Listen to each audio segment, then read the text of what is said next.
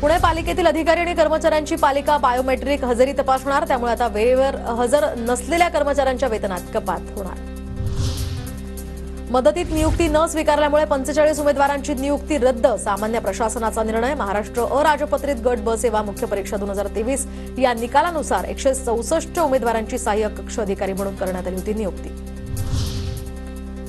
पुण्यामध्ये ती बस मोबाईल टॉयलेटची सुविधा पुन्हा सुरू करण्याच्या पालिकेचा घनकचरा विभागाचा विचार, तर आता सुविधेचा लाभ घेण्यासाठी शुल्क लागणार।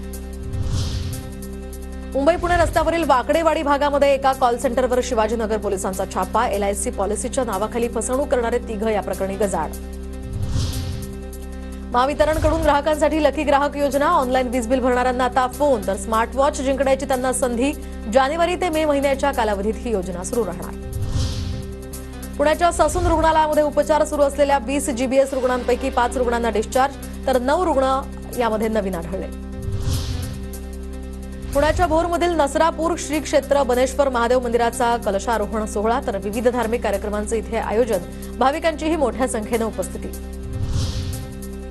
पुण्याच्या भोर तालुक्यातल्या शेतकऱ्यांचा शेतीचे धडे घेण्यासाठी नाशिकला अभ्यास दौरा, तर मालेगाव तालुक्यातल्या अजंग वडेलच्या व्यंकटेश्वर सेंद्रिय क्षेत्र या प्रकल्पाला भेट देत शेतीचं तंत्र जाणून घेतलं।